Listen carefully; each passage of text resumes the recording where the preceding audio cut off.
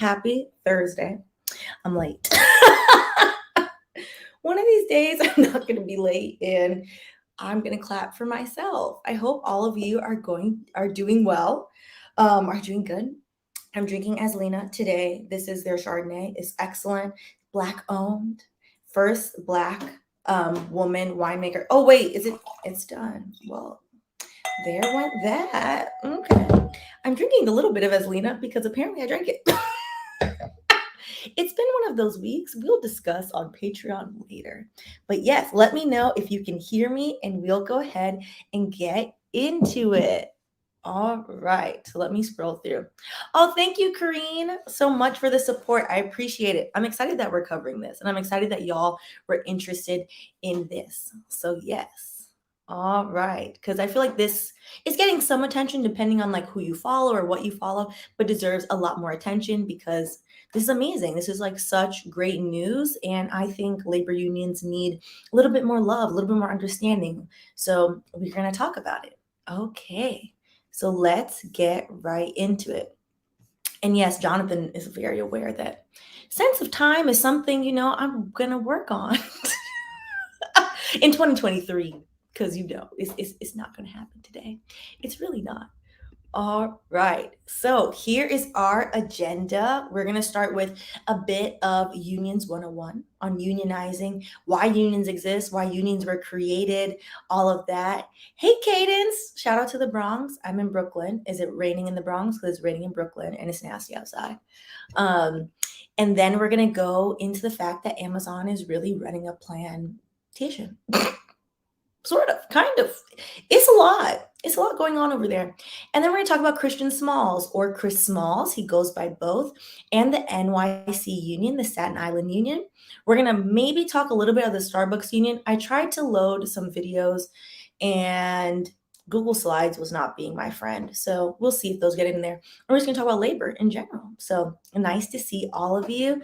Thank you, Victory Begins in the Garden. Yes, hit the like button if you haven't already. Also, and subscribe. We're almost to 25K, which is great. So it's a vanity metric, yes. However, that vanity metric will get me some sponsorship money to pay off my student loans. So if you would so kindly, go ahead and subscribe. So let's get into it. Also, I missed all of you, and we are going to do a Kenya video when I get my life together this weekend and finish editing it. So yes.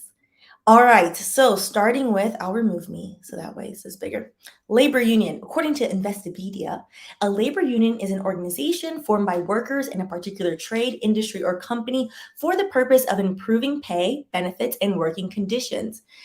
I would say the most famous and most effective labor unions, ironically enough, too effective, get way too much power, are the police labor unions. In this country, in America specifically.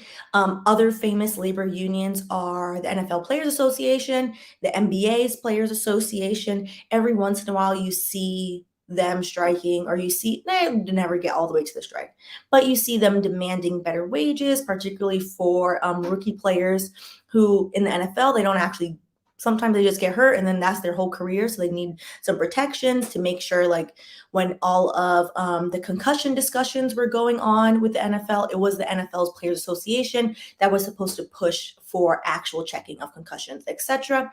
And the root of labor unions and the root of unions in general is actually the working class. So it used to be with the Industrial Revolution that labor unions were formed because capitalism doesn't care about anybody, and these factories were out here just naming people left and right. Hey, Jace, how are you? All right, so let's get into a bit of history. So this is Harry Bridges.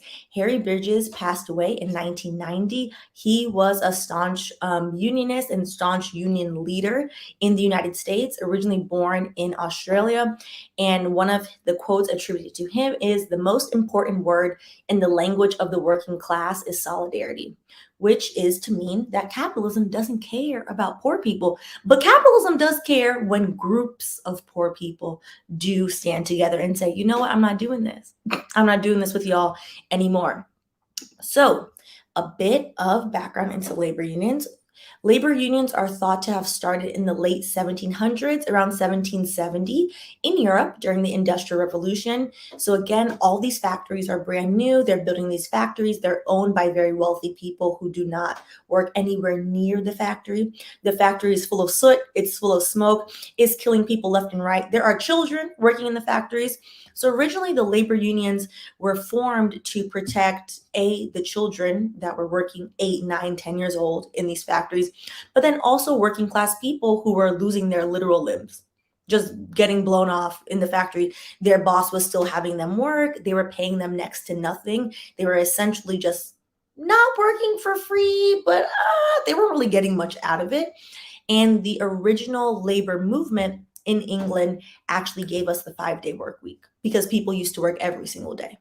So the 5-day work week has not changed in almost 100 years. Yeah, the 5-day work week now in 2022, when we all have good sense, should kind of be abolished. But here we are, still doing this. The labor movement, interestingly enough, hold on, y'all know I cannot see on that side. Interestingly enough, in the US was led by different unions who, at the time, it kind of had there are pros and cons to the labor union historically. And one of the cons of the historical labor union was they wanted to protect skilled laborers, which were essentially mostly white people.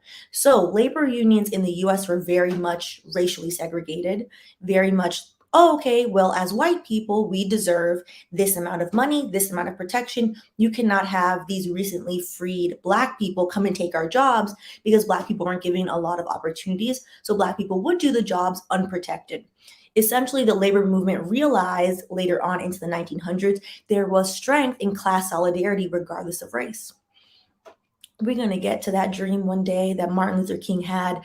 Yeah, but we can't get there now because, people don't want to realize that turning their nose up at Black people is really biting their own ear off. But, it's fine. We'll get there. And now to Amazon. So Amazon is one of the largest employers in the United States. Amazon notoriously runs many different businesses, a lot of businesses that people are not aware of. The biggest cash cow of Amazon is actually not the e-commerce website, Amazon.com. It's AWS, Amazon Web Services. Amazon Web Services makes a scary amount of money. I know because I work in tech and I used to negotiate some of the contracts or try to against Amazon Web Services. A lot of governments, websites, a lot of government programming, a lot of just other tech programming, smaller tech companies. Aviation is built on top of AWS. It's powered by AWS. Notoriously, they don't allow people to negotiate those contracts. What most of the public can see is the treatment of Amazon's laborers that are on the separate section of Amazon, which is the e-commerce site, Amazon.com. Amazon.com started, if you are old enough to remember, as a bookstore. Bezos' big dream was to ruin Barnes and Nobles. That's when we should have known there was something wrong with this man. We should have known then, there's something wrong with you if you want to kill Books A Million. Books A Million was a great store. What did Books A Million do to anybody? He then expanded his little bookstore into total world domination and decided he would sell everything. Amazon is run on a model that undercuts small businesses. If Amazon, for example, I got these earrings in Kenya, was like, oh, I see the girls are wearing these earrings. We, Amazon, are going to sell these earrings too. If Stephanie paid 15 USD for them, we're going to sell them and be petty at $13. They will make no money off of half of the products on Amazon.com, and that's not the point to them. The point to Amazon is complete market dominance to just beat out everyone else and essentially then change the price of goods. Why? And in doing so, Amazon has created a next day frenzy. Why anybody is getting next day shipping is beyond me. If you want next day or same day shipping, you have to get off your ass and go to the store. But in creating next day shipping and same day shipping, they have now, you can get things in 3 or 4 hours. A lot of consumers have not realized how the hell do you get something in 3 or 4 hours? Through manual labor. Insert the factories. So, in the warehouses. So the Amazon warehouses are strategically built in towns across the United States that have very low employment rates originally before Amazon comes in. And then also are towns that there's not a lot of other industries in them. Now, Amazon HQ is different. Amazon HQs are usually built in towns where they see tech talent. Amazon warehouses are not. There are Amazon warehouses all over the South, all over the Midwest, in basically cities and towns that America has forgotten and has essentially underserved. So Amazon steps in and says, hey, I'm coming here. I'm giving $15, $16, $17, $18 an hour. Essentially is a decent amount of money on its face value. No healthcare, no benefits, no nothing though. So they essentially underpay people, but on the front end, it sounds like it's a lot of money. They get a lot of college graduates, a lot of kids in colleges to work in these factories, these warehouses, sorry. And it started coming out over the years, and it comes out every few years, that Amazon workers are not allowed to use the bathroom in these warehouses. That Amazon workers, these are all titles from, what do you call it? From articles. Sorry, I had a little brain freeze. These are all titles from articles that I pulled. Amazon workers skip bathroom breaks to keep their jobs, says report, because they have to box a certain amount of packages, or they will get written up. Amazon admits that peeing in bottles is a real thing and promptly deflects blame.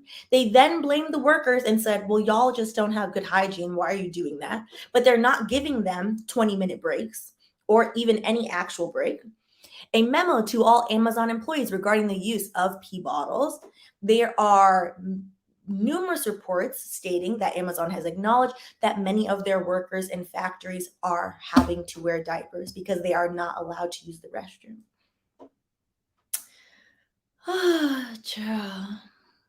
Mess. All right. So, Queen of Mankind, yes. Amazon warehouse going up in Shreveport, Louisiana should be opening soon. Yeah. I have friends that are from Shreveport. Simply Dolores, I worked at Amazon and only could do it for 2 weeks max. It is very grueling, awful labor where you're not allowed to sit down either.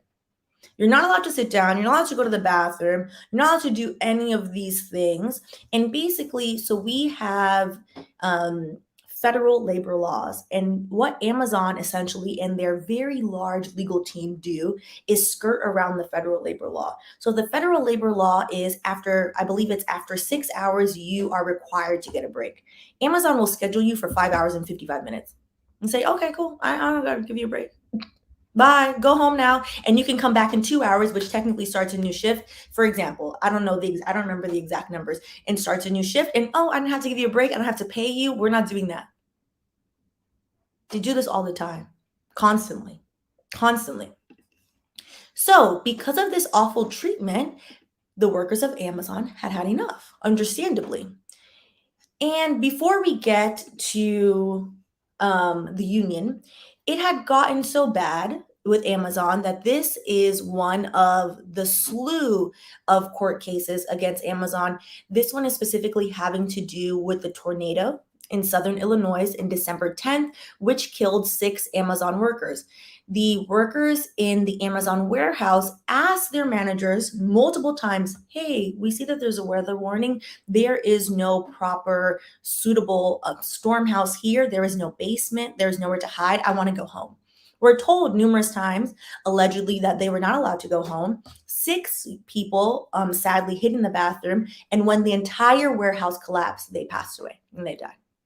So the parents of one of the murdered, to be honest, if we're just going to call a spade, warehouse workers, I'm looking up their name 1 second so that way I make sure I say it properly. Austin McEwen, he was only 26 years old. His parents decide to sue Amazon and for 3 specific claims. So for wrongful death caused by negligence of Amazon, and then wrongful death with the construction. They also sued the construction company because it was the construction company's job. If you are in Tornado Alley, you are required to have a basement. You're required to have proper safety protocol. They should have never built the warehouse so cheaply as they did. But because Bezos and them don't care, guess what they did? And because they have no couth, they are fighting this lawsuit. It will likely settle, but it's the point to where this is a corporation that knows no bounds. Knows no bounds. Amazon, I do believe at this point is now a $1 trillion company, which is insane, which is unnecessary. We don't need to have a $1 trillion company. Okay, so let's continue on. So now Amazon right now, which hopefully we can get to Starbucks as well. Starbucks was my first job. A Starbucks inside of a Target was my first job. They started what is now being termed as the new labor movement. Labor participation in unions is the lowest it has historically ever been in the United States. In the 80s, around 30% of Americans participated in a union. Currently now, it's around only 10%, and that accounts usually for public service workers. So teachers are in a union, police officers are in a union. Then you have the high-profile unions, which are all the sports leagues. But there are also other sectors, which if you work, for example, in print media, there are certain old print organizations that are still out there, or media organizations that also have unions, which I think is like very fascinating, and that's great. But it's very, very few and far between will you find a union at your company, but that doesn't mean you can't start one, which is what people have decided to do. So insert the now known face of Christian Smalls. So let me just remove my face really quick. So how this started was Chris Smalls worked at Amazon warehouse in Staten Island. So in 2020, which for people that didn't live or don't live in New York or are not familiar with New York during the beginning of, I don't know if you can say pandemic. I feel like the algorithm has let it go a little bit. During the beginning of the pandemic, New York during the beginning, and I would say now, maybe we've just adjusted to it. During the beginning of the pandemic was very much terrifying. At one point, just to put in people's minds how awful this was, to then require these people to go to work to send everybody else boxes of crap. At the beginning of the pandemic, because New York was completely unprepared, they were showing on the news, and people who live close to Central Park also reported that they saw it. They had run out of spaces. This is going to be dark for a second, so if you don't want to hear something dark, click out and then click back in. They ran out of spaces in the morgues, unfortunately, for the deceased, and then decided to store them in ice boxes in Central Park. At the height of the pandemic in New York, it was a very much dismal, what is happening? We are living in the plague. This is awful. We're all on an island. This is terrifying type of place. And with that came the now colloquial term used everywhere of essential workers. Essential workers were understandably healthcare workers who they did not staff properly, who they did not give proper protection to. They also decided anybody that worked in the grocery store or in food service was all of a sudden an essential worker, as well as Amazon workers were deemed essential workers. Amazon workers who were then forced to work in very close proximity to each other in these warehouses. Amazon workers who majority of them did not have healthcare. And majority of them still do not have healthcare. So Christian Smalls, in his frustration with this, and probably, to be honest, sheer terror of the fact that there was an unknown virus going around killing numerous people in New York. New York, I believe, probably still has the highest, unfortunately, death rate across the United States for corona. During the height of this, decided to stage a strike and a walkout. So he walked out and started a protest over the working conditions in the Staten Island facility. So when he started the protest, they fired him. They said, "Oh, negative. You want to do what? No, you could keep walking and not come back in here." So they fired him, which is unlawful.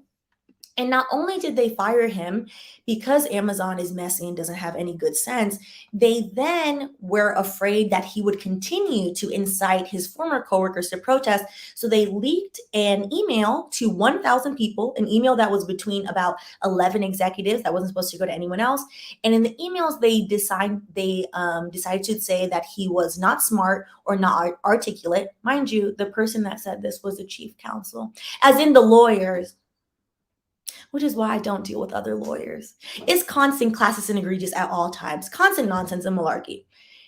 And then they recommended, oh, you know what? Since the legal team, as well as Bezos, who was on the emails, decided that they didn't view Chris to be smart or educated, they're like, actually, make him the face of the little movement. What's going to happen?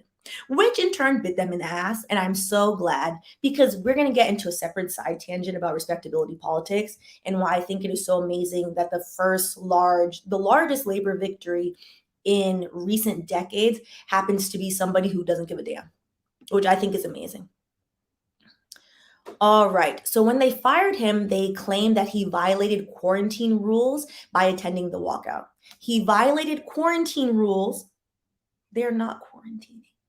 They have all these people in this tiny space. And he violated these rules by saying, like, hey, I feel unsafe. All these people are unsafe. We're all going to get sick. There were numerous alleged outbreaks in these Amazon warehouses when this occurred as well. So let's continue on. Now, because I like to pretend sometimes that Bernie is president and not Joe, a word from Bernie. We just, you know what? I wanted Bernie. I realized we didn't deserve Bernie because people don't have good sense. So, a word from Bernie for a second. We don't believe that we need a union to be an intermediary between us and our employees. Let me congratulate the Amazon Labor Union in Staten Island for their extraordinary victory. For the very first time, they were successful in organizing a union at an Amazon facility. And this is an independent union with almost no financial resources. And they were successful in taking on one of the largest.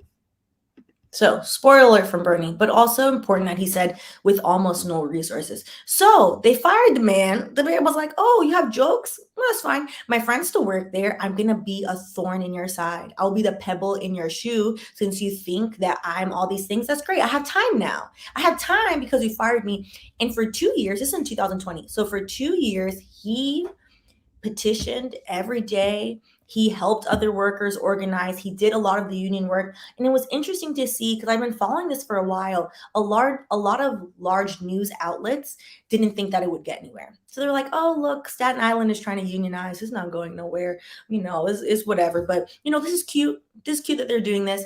And they won. And they won because there is power in collective economics. There is power once you piss somebody off enough that has the time. I mean, to Kendron's point, Black people love to prove you wrong. LOL, Amazon learned the hard way.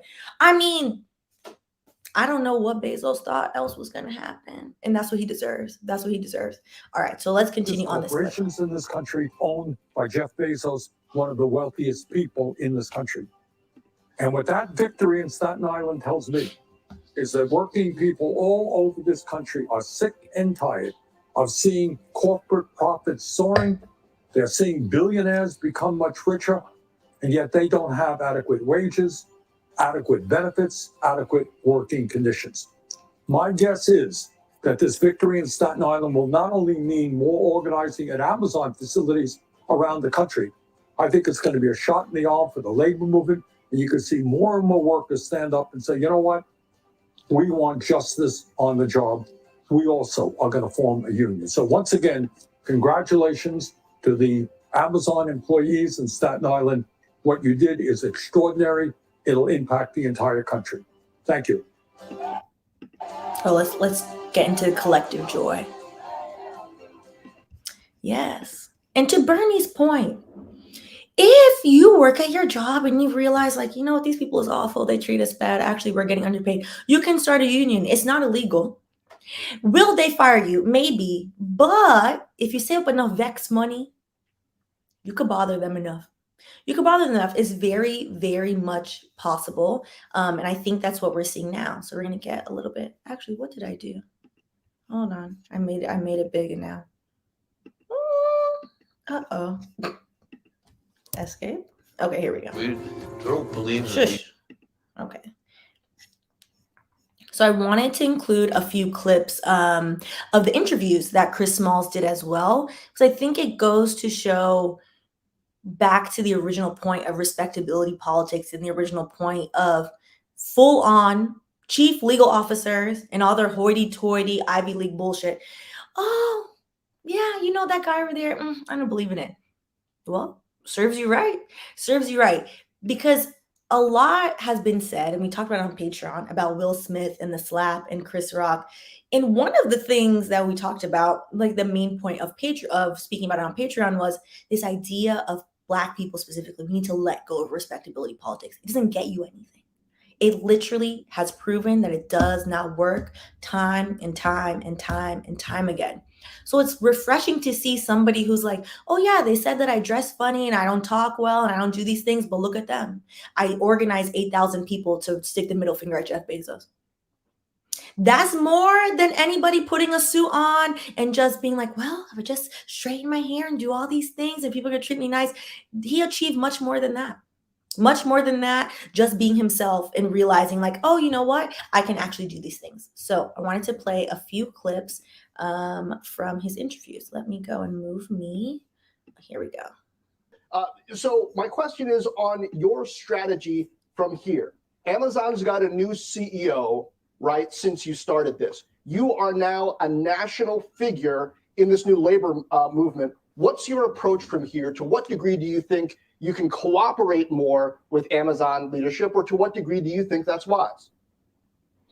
Well, they don't have no choice. You know, the revolution is here. That's what we just witnessed on Friday. We're going to organize buildings all across the nation. You know, in the last 72 hours, we've been contacted from workers all over the world. So they want to unionize. We're going to absolutely help them. We're going to get it done here in New York first. We have another election coming up in 3 weeks, so we're right back at the campaign, on the campaign trail.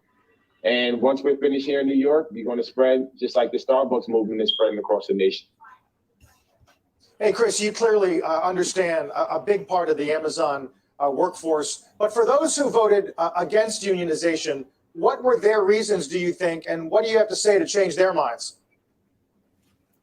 Well, you know, I don't think we have to say anything too much. You know, they were misinformed. Amazon spent millions of dollars putting them into captive audiences for the last few months, every 20 minutes, every single day. So imagine being put into a classroom, being drilled anti-union propaganda for months. Of course, some people are going to fall victim to that. And I think that's what we saw. You know, a lot of people just really didn't know. They were undecided. The company's telling you to vote no. This is their main source of income. So, of course, they went with that. But I think if we show them better, then we talk about it. We deliver a contract. We improve the quality of life. I think they'll all come around and be on board. To what degree? All right. And I think he made a really good point, and it's something also worth talking about. Also shows great leadership skills of somebody very smart, very bright, and knows how to organize people and also how to empathize. Because there's this idea of, oh, well, why wouldn't you vote for the union? A lot of people, this is their only job. If your only job is telling you, listen, I know I treat you bad and you do all these things, but I know you need this money. Some people are afraid, rightfully so, which makes sense. One of the awful things that Amazon did and is continuing to do, and the measures they're taking now, to be honest, I'm very much surprised. And when I have more time, I will look more into it because my background is not in labor law, to be very honest, as to why this is not illegal, as to why the AG is not looking into Amazon for this, into their union busting, but they sent out a lot of propaganda. So to Chris's point, every 20 minutes, they have an Amazon chat server that I have the wrong bra on, sorry.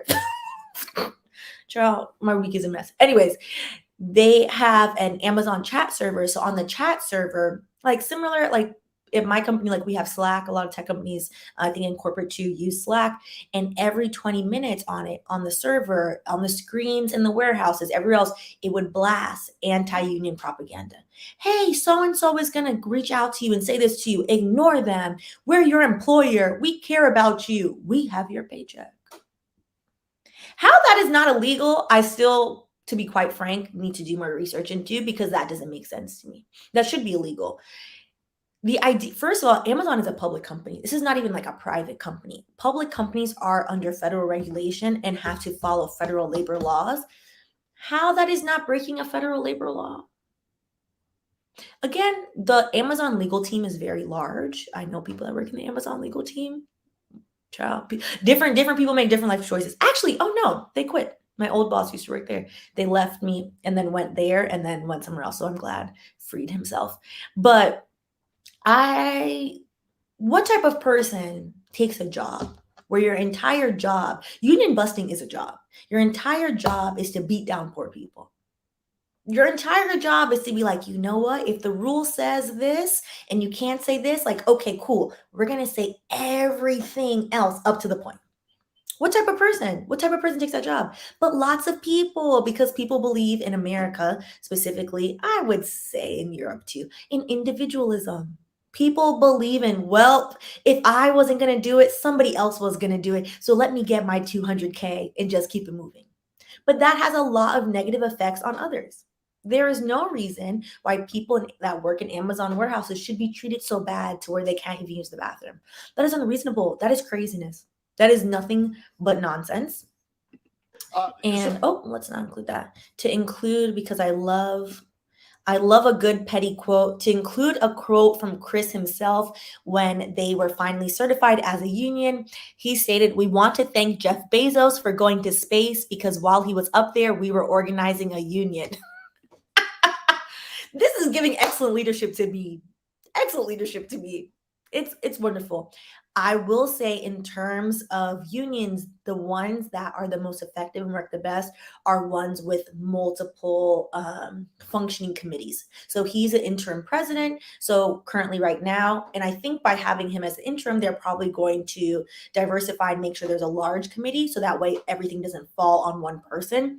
And he's done, I would say, like a very commendable effort in saying like, hey, it's not just me, it's all of us. It's how we got here. So I think that's really amazing. All right. So let's move forward. I forgot what clip this is. Let's see. Maybe it's useful. I added like a bunch of them in for context. So 5 years writing about labor. Oh, yes. So this, I only added this one in to have the quote from Stephen Greenhouse, who's been writing about labor, specifically in the US for 25 years, to just show how amazing this is, that the Amazon Union of Staten Island was able to do this. Which means if they're able to do this against arguably one of the worst companies and corporations in the United States, that means other people can actually do this as well. Union victory at Amazon warehouse in Staten Island is by far the biggest beat the odds David versus Goliath unionization win I've seen. And he covered labor for decades for the New York Times. That would make you the proverbial David. How did you do it? With the people. You know, I couldn't have gotten to this point without them. You know, I've been fired from Amazon for 2 years now. And I'm still unemployed as we speak, even as the interim president. But I couldn't have done it without the support of my supporting cast, my comrades, these workers that I organize with every single day, the workers that have been with me even before. I think it cut without their support, without their dedication and sacrifice, none of this would have been possible. When workers have to make these decisions, there's many pressures on it, which I've covered. People have the right to decide to join, have the right not to join. That's how it's supposed to be. Did you find that this was a debate at the warehouse that was on the level? Or do you think Amazon, and thus effectively Jeff Bezos, if we're going to talk specifically, were funding and interfering in a way that made it not a free and open debate? Of course, it wasn't fair. Amazon spends millions of dollars. There's already been reports that came out of how much money they spent on us. And that's just the surface level. I can guarantee they spend a lot more money than that. They lost a lot of money union busting against us. And of course, it starts from the top. You know, Jeff Bezos himself, and it trickles down into these warehouses that are trying to unionize. So we definitely had our fair share. As you mentioned, I was arrested a few weeks ago, along with 2 organizers. One of them been arrested twice in just 3 months during our campaign. Just to tell you the lengths of what they're going to stop us from trying to get here. Which is wild. So I looked it up really quick. Last year alone, Amazon, and this is what they have to legally report, as in they are not reporting the whole thing, only the parts that they have to report, spent $4.3 million in anti-union consulting. It's ridiculous. This is complete ridiculousness. Years writing about. Hold on. Okay, here we go. And I think one of the interesting things is this concept that, oh, if we just, oh, wait, hold on. What did I do? If we just, buy from Amazon less and we do these things less, like this will go away, this will get better. Amazon is too large. Amazon is too large. It's not just, oh, we have to boycott Amazon. Yes, definitely, 100%, we do. Also, corporations need to be held accountable for how they treat their workers. Needs to be held accountable. It needs to be an actual mandate from the Department of Labor, like, hey, we cannot have these things. The Department of Labor is very much complicit in how Amazon workers are treated, as well as on the local and state levels. Because none of this is new. None of this is new. All of the state and local levels Department of Labors have essentially turned a blind eye. And the reason being is because Amazon is strategically placing the warehouses in small towns that need money. So they weigh the cost benefit of like, okay, well, if the majority of our citizens, 30% of them are unemployed, at least when Amazon comes, they have something to do. All work is not good work. This idea of like, oh, we're just to be productive. Productive to do what? To do labor where you can't go to the bathroom? It's not helping anybody. It's awful. It's very detrimental to people's health, both physically, both mentally. Also, Amazon's packaging annoys the crap out of me. That has nothing to do with anything, but why? Why are things sent in such a very haphazard way anyway? It wastes so much stuff. Amazon contributes to so much waste. It's wild. So much plastic, so much crap used. You order something from Amazon, it'll be this big, it'll be in a huge box. So just wastefulness. I just want to put that out there. And because, every once in a while, Joe pretends he's doing his job. Child. I'm done with Joe. Y'all know this. I wanted to include this clip. That's what unions are about, in my view, about providing dignity and respect for people who bust their neck. That's why I created the White House Task Force on Worker Organization Empowerment, to make sure the choice to join a union belongs to workers alone. And by the way,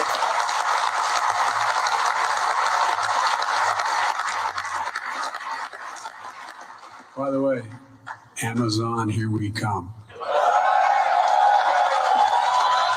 Watch. Now, Joseph ain't about to do nothing. He should. It's literally his job. But Joseph, who are you fooling? Who are you fooling, sir? It would be lovely. None of these things have to be actual problems if the people we elect actually did their job. None of these things would have to be problems if he actually did his job, if state senators actually did their job. One of the things I found very interesting is a reporter, which I'm always trying to say I can learn and grow. And I figured one of these days I would learn and grow out of my like for a certain state representative. And it's not into a complete disdain because I would like to learn the entire backstory, but it's ebbing at it. A reporter specifically asked Chris Smalls, which was interesting, do you have anything to say to AOC? To which Chris said, no, she doesn't deserve this moment. And then he walked away. Specifically because apparently the union asked her to help. They are, and I feel like if somebody were to ask her this, she would say, they're not in my district, which is trifling. Like, girl, I thought he was fighting for all of us. She flaked on them and she didn't help the union. This entire labor movement, specifically with the Amazon workers, no politician, not even Bernie, who I adore, nobody helped them. They did it themselves. And I think that's to show people, yeah, these politicians really should do their job. They really should. We pay them enough money. They really should do their job. But if they're not going to do their job, we can do it ourselves. We truly can do it ourselves. So, yes, I was going to say his whole government. Yes, Joseph Robinette Biden. Like, sir, about the student loans, Joe. Which, if you didn't know, if you have federal student loans, he decided to extend the pause yet again, only till August 31st. Child, I think he's just drawing dates out of a hat. I sincerely don't know what Joe does all day, but it's not his job. It's not his job. The only thing that he did that he said he was going to do, which, okay, thank you, Joseph, was elect justice, was put forward and ensure that she was confirmed Justice Ketanji Brown Jackson. Yes, it's Brown first. Brown Jackson, which is very exciting. It's exciting for numerous reasons. She is the first Black woman Supreme Court justice. And very importantly, she is the only Supreme Court justice that's ever been a public defender, that's ever actually fought for people, which is amazing. So I'm very, very happy about that. But outside of that, Joseph ain't doing his job. Joseph is not doing his job. And so I will just pretend that Bernie is there because it makes me feel better. Because I don't know what Joe is doing. I don't know why Joe is getting in front of people and saying he's coming for Amazon. Joe, did you help those people before this? No, you didn't. You didn't, Joe. But that's okay. With our student loans, I have no idea what's happening, and I don't think Joe does either. So we'll see. He could know. He could cancel some of them, but that would require him to do his job, which again, I don't think he actually wants to do. So now, because actions have reactions, Bezos, who is no longer the CEO of Amazon, but is a controlling stakeholder. So whenever people are like, he's not the CEO anymore, he still owns large stake of Amazon. He can still be like, do X, Y, Z. Bezos and them got very upset that there is now a union and talks of more union. It leaked. They released in that Amazon worker chat app. They banned words like union, restrooms, pay raise, and plantation. If you have to ban the word plantation from being used, it's probably because you're running a plantation. Ciao. Oi, mess. They also banned grievance, slave labor. So multiple workers are like, Lord, here we go again. Hold on. Let me move because y'all know I cannot see. This is dumb.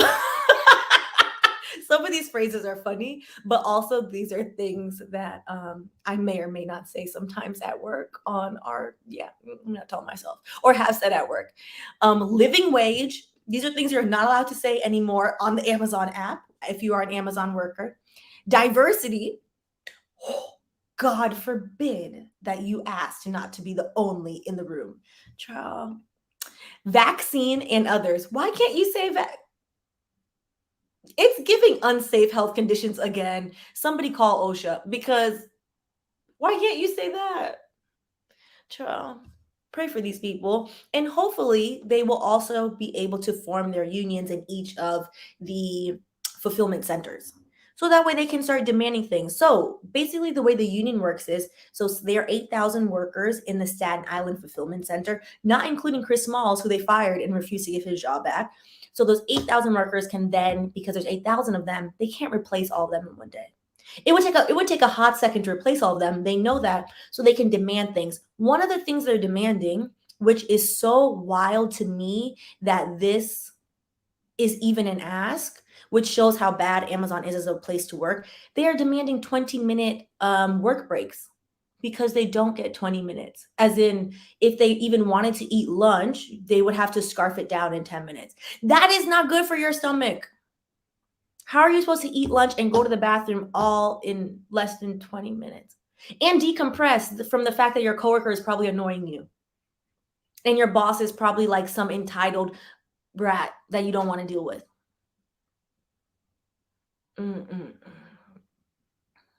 Child. Mess.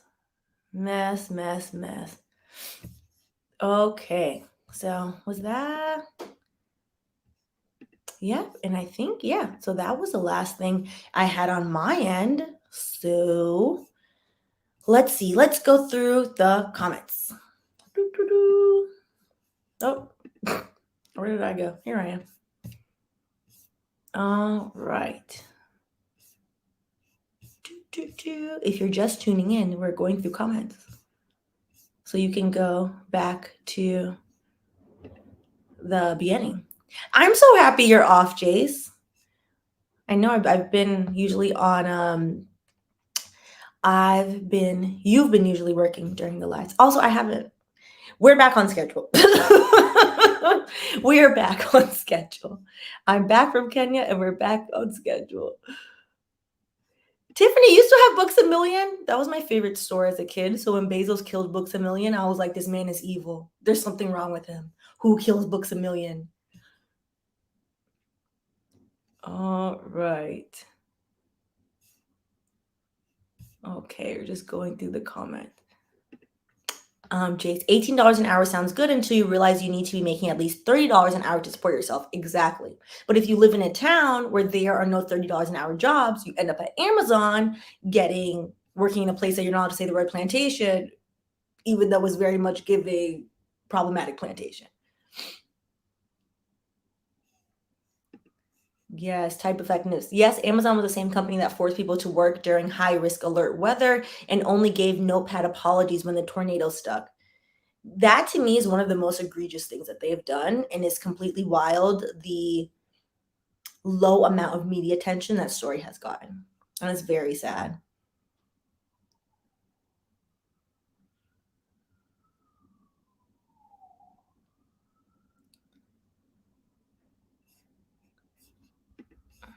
Right.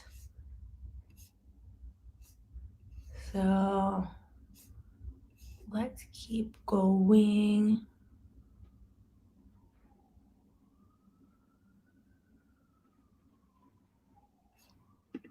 So, Pamela, employees stand during their shift when it's time for their lunch. There's no place to sit, no lunchroom. These are not livable working conditions. Like, we are humans. We have a device where I'm talking to you and you're sitting in your house and I'm sitting in my house, but yet we don't have livable wages. This is craziness. This is nothing but craziness. If Bezos wasn't so greedy, he could still be a rich overlord and we could all have regular income and live very middle class. That's the craziness of it all to me. That's really the craziness of it all. All right.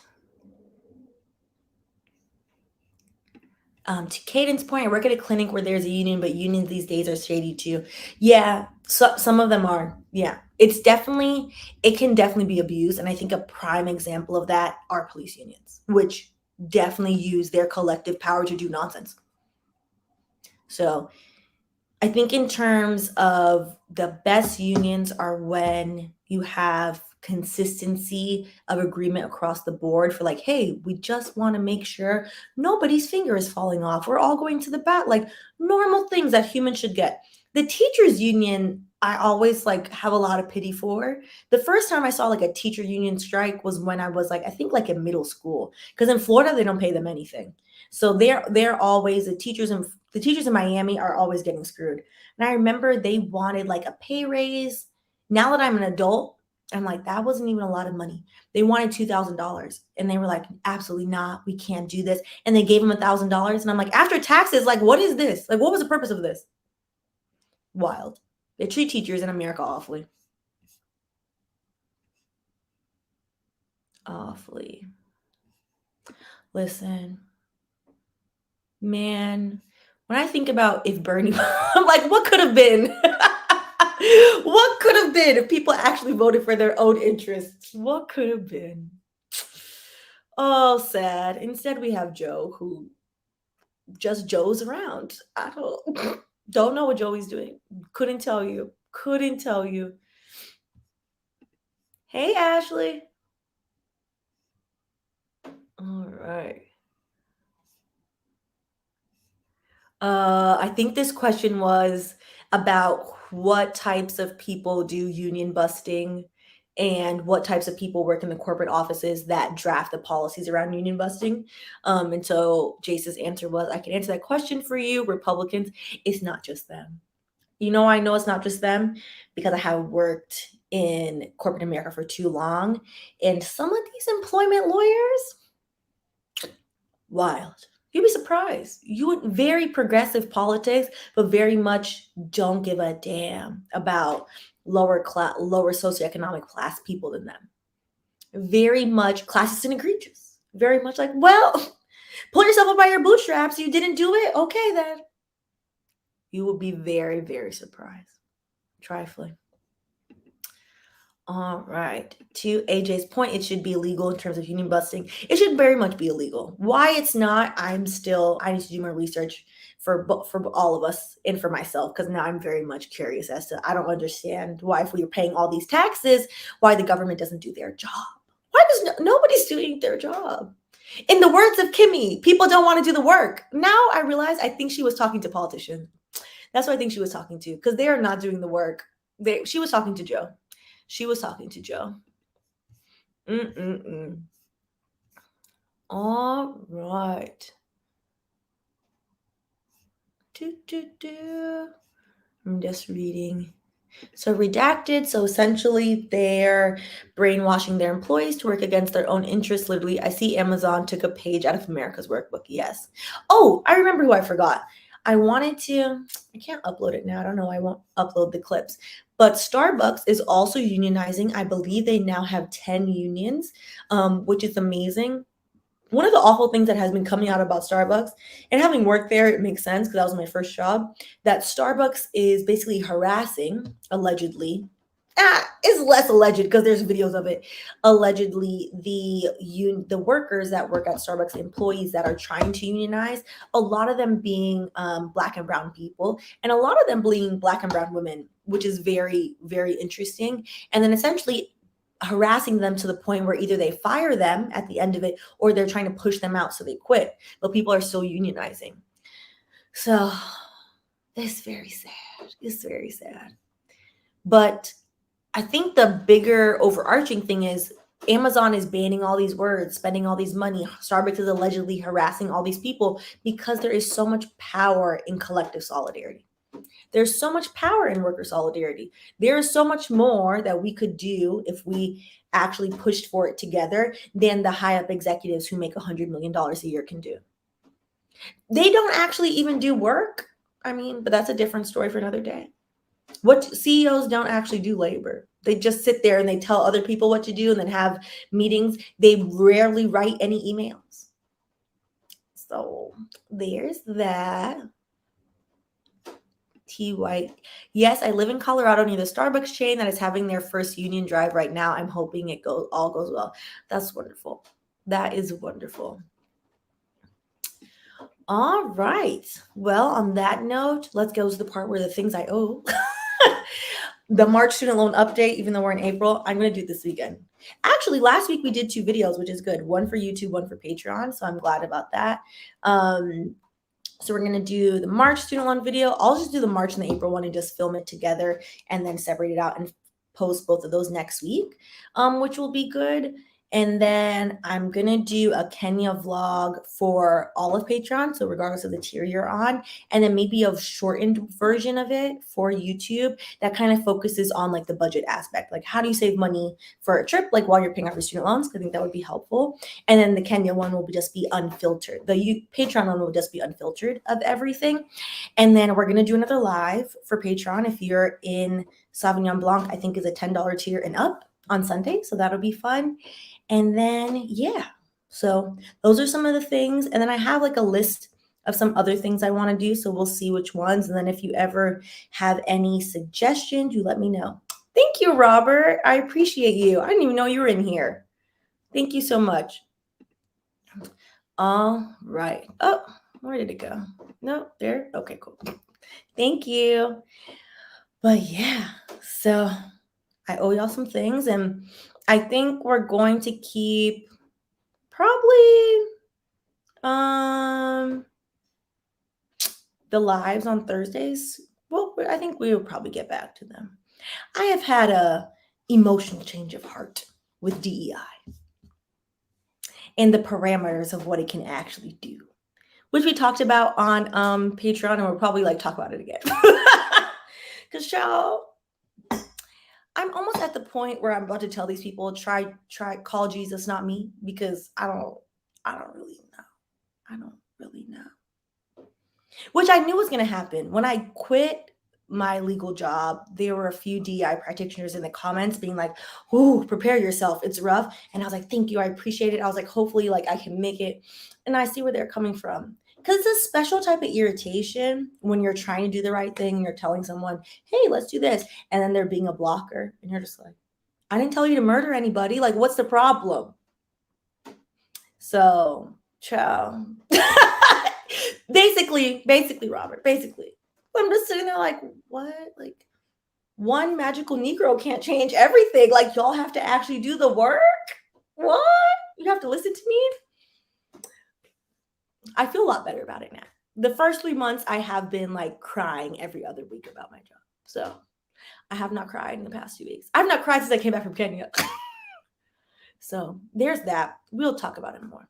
Yes. Thank you, Muhammad, for reminding me. What's the next colonizer chapter? We're going to do, I've probably said this now in like 5 different videos. I just need to put it out and just finish it. Colonizer Exposed France Part 3. I need to finish France and be done with her. She's annoying me. I keep writing it, rewriting it. I just need to just film it and just be done with it. So we're going to do that. And then I want to do a video. I'll probably put it on Patreon and on YouTube.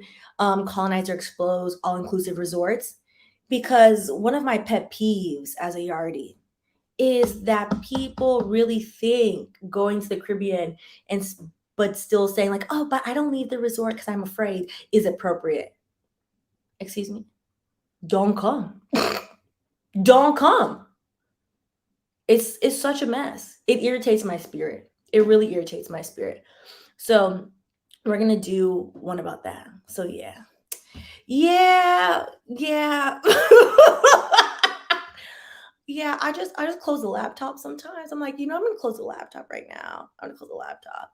Someone got like feisty with me the other day, and so I screenshotted it, and I was like, "Oh, you found the wrong one on the right day." So they're gonna have a rude awakening in a couple weeks when I compile all of the awful shit that they say and send it to their boss. Yeah. I'm like, you want to play this game? Honey, I keep trying to tell them, recovering lawyer, screenshots pending. They don't listen. So I don't have to tell them about that. It's very strange. It's very strange behavior. Listen, I hate the resort system. I hate it. I detest the resort system. So we're gonna talk about that. Also, the food in there is nasty. Like, what? I don't even know. I just have so many questions. I saw a meme during the height of in the US, racial justice movement, as people are saying. And I'm saying that with cynicism because, again, the Black Square Brigade did what? Nothing. Where I did see a fellow Caribbean person post a few posts, and I was like, wow, this is how I've been feeling my whole life, and this is so insightful. And it was like pictures of Caribbean resorts, and it was like, I feel like Caribbean slavery got repackaged as a resort, and it's really bothering me. And after that, I couldn't unsee it. And I was like, that's how I've been feeling all the time, because Sandals is the worst offender. Why in the Sandals commercial, everybody at Sandals is white, but all the people giving service are specifically dark-skinned Jamaicans? It's very strange. It's very much giving, come pretend, slavery still exists. Like, what? It bothers me. It really bothers me. And then when you hear people being like, oh yeah, but I can't go outside. Don't come. Stand in your house. Anyways, so we're gonna talk about that, because there's lots of things. And I'm all for, like, certain people are like, oh, I want to stay in the resort because I like the service and blah blah. You do realize you're participating in indentured servitude. They don't really pay them people. So unless you know that and you're like, okay, cool, I'm going to be a good tipper and I'm going to actually pay these people, you also shouldn't go. I will say one thing. A lot of middle-class people in America are convinced that they deserve luxury. They're entitled to luxury. So then they go to the alleged third world to get their luxury. Boo-boo, you can't afford luxury. If you cannot pay a living wage for the luxury you think you deserve, you cannot afford luxury. Get out. Go on. Also, Sandals is owned by a white Jamaican family, which that's all you need to know about Sandals. A white Jamaican family that loves to be on Fox News. That's all you need to know about Sandals Resorts. Don't go there. Don't give them your money. Yeah. So I'm just gonna just gonna, we're gonna do video on it. So I have lots of feelings. I have lots of feelings. I do appreciate the people that go to the resort and they tip well and they're actually kind and they leave the resort and they see the island, they see the people. They don't think we're going to run around and chop them with a machete for no reason. And I say for no reason because, you know, listen, certain people also go to the Caribbean for very nefarious reasons. We could talk about that too. Particularly people go to Haiti for various nefarious reasons. Missionaries specifically target Haiti for very nefarious reasons. We could talk about that. So yeah, we'll do a video on it. We'll do a video on it because it's been on my spirit. Listen, sandals is also it's just raggedy. Don't go, Candace. You're not missing anything. There are much nicer places to stay in Jamaica, like an actual like regular hotel. Or maybe Airbnb. I don't know like how Airbnb in Jamaica works. I go to our house, so I'm not like a good example of that, but I've seen people go to like actual hotels that are actually decent and actually pay their staff. So, child, listen. listen. And I'm glad, Eric, because I mean, I should say this on Patreon and not say this on here. I'll keep that to myself and I'll say it on Patreon what I was about to say. But yes, because it's tired. Like the amount of people that take advantage of the Caribbean is wild to me. Wild, objectively. Like, you think we're just running around living good life? Like, what are you talking about? What are we talking about? What are we talking about? That's not what's going on over there. That's not what's going on. So Blue Quartz, Nat Geo had Jamaicans who worked at resorts admitting to scamming people because the pay is asked. I believe it. They don't pay them. They do not pay them. And the number one pushback whenever I'm like my full radical self, abolish all the all-inclusive resorts. Oh, but what about the economy? What about it? These resorts do not pay the actual people that live in Jamaica. They pay, I forgot the man's name that owns sandals. They pay him and his family to live in wealth in the high hills of Kingston. The people that are like from rural Jamaica, like my family, they've never been next to a resort. The resort don't do nothing for St. Thomas Parish. What is it doing? Nothing. Charles, St. Thomas Parish, half of the parish don't have paved roads. So there's that. There is that. Anyways. Something we could talk about.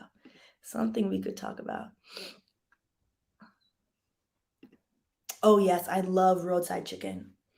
Roadside chicken and jerk pork Yalis has the best jerk chicken, which I don't know if Yalis is technically in St. Thomas Parish.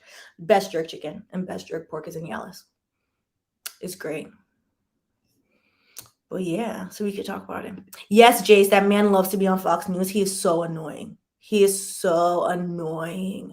Because that's where his base is. That's where his best client watches Fox News. So they're on Fox News because their favorite clientele is on Fox News, middle class, lower middle class, white Americans that want to pretend that, oh, look, black people can come serve me in this third world country. Go on. Nonsense.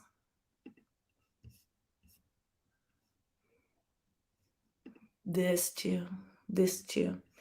But yeah, so those are the things coming up since I roused myself into foolishness. But yeah, so we're gonna join the Patreon. I should drop that in here. Hold on. Join the Patreon. Different tiers have different things. So if you want to do the lives, but y'all can poke around. My goal is to start doing one Patreon video or posts every week. So that's my goal for like this month. So far we're on track. And it will be like for different tiers. So here's the Patreon link if y'all want to join the Patreon. So yeah. Yep, and we'll end on this. And the reason why certain types of people come to the Caribbean and want to live out their subservient Caribbean fantasy, that other people will serve them, particularly Black people will serve them, is because they're living out their good old days fantasy. And all-inclusive resorts are one of the few places where you can do that, and it is disgusting. It is really disgusting. I really detest it. Detest it. So there's that. Burn them all down. Just kidding. It's violence. It's violence, y'all.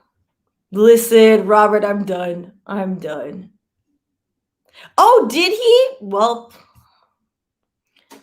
didn't know that. Well, that's interesting. That's very interesting.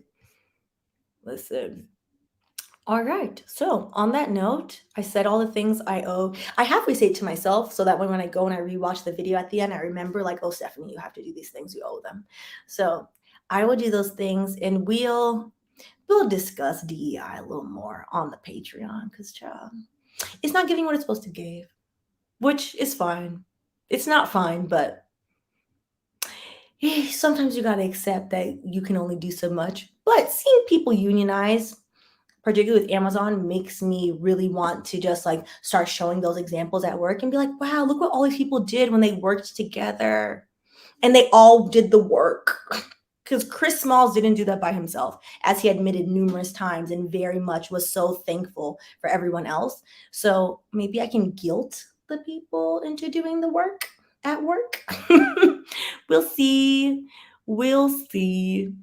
So the DEI stuff is usually on the live, which is like the $10 one. But I'm gonna try to do some more videos, probably at like, I think Pinot Grigio is like the $5 one, probably at that one, to be honest.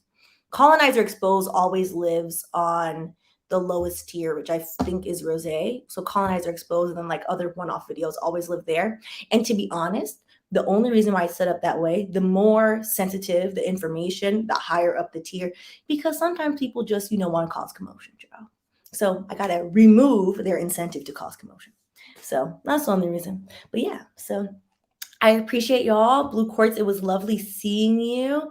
And yes, Jonathan is usually at the lives. The lives are a good time. I feel like we have a good time in the lives. They're interactive. We do the calls too. So if you want to do the calls still. And yeah, so let me know. I will catch y'all next week, a couple of times next week. And then I will catch y'all on Thursday because we are back on track. So if you ever have any suggestions, I think I'm going to try do what I did today, which is like create the post with what I think we're going to talk about. And then like you can leave suggestions and then we can work off of that. So that way. Also on Instagram, I usually do them too. I need to post more on Instagram. We're getting there. Things are happening. I'm getting there. But yeah, so I appreciate all of you, and I will catch y'all later in the week. And usually I end drinking the wine, but there was barely any in here, so it's just going to end like this. So I'll catch you guys later. Have a lovely evening, and stay dry if you're in New York. All right. Bye.